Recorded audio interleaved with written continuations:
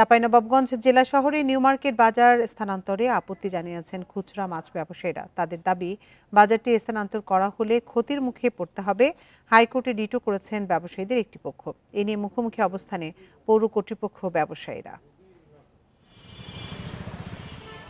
চাঁপাইনবাবগঞ্জ শহরের new market সংলগ্ন এলাকায় ১৯৭৭ সালে গড়ে ওঠে মাছ মাংস সহ নিত্যপণ্যের বাজার।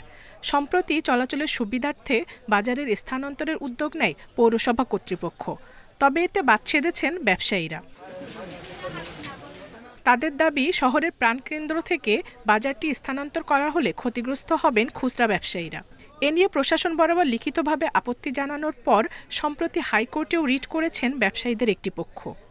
একগুঁয়েমি সিদ্ধান্ত করে বাজারটা নিয়ে যাওয়া হচ্ছে, যা আমাদের জন্য কারোর জন্য কল্যাণ বয়ে আনবে না। পাইকারির জন্য হয়তো যদি ভয় হবে, কিন্তু খুচরা কাস্টমারের সুবিধা, আমরা যেমন সুবিধা পাচ্ছি আমাদের গ্রাহক সুবিধা পাচ্ছে, ওখানে ওই সুবিধাটা পাবে না।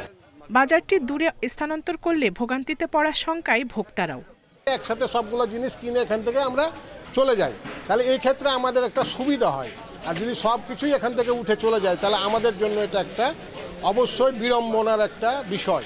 পৌর কর্তৃপক্ষ বলছে, শহরের ফায়ার সার্ভিস মোড় এলাকায় নতুন বাজারটি স্থানান্তর করা হলে ব্যবসায় কোনো প্রভাব পড়বে না। আমাদের মতে পুরোটাই পজিটিভ, কিন্তু আমরা যে এখানে বাজারের মধ্যে আমাদের বাজারকে অভ্যস্ত হওয়ায় আমরা একটু আশঙ্কা মনে করছে ব্যবসায়ীরা, কিন্তু এটা আমরা শতভাগ বিশ্বাসী যে কোনো মতে এটা হবে না। একটু হয়তো দূর হলেও আমাদের শহরে যে একটা জ্যাম সৃষ্টি হতো সেইটা হবে না, পরিবেশের যথেষ্ট উন্নতি হবে। এডিবির অর্থায়নে নতুন এ বাজার স্থাপনে ব্যয় হচ্ছে ১,৬৭,০০,০০০ টাকা, যেখানে ১২৭টি নিত্যপণ্যের দোকান থাকবে। Independent news.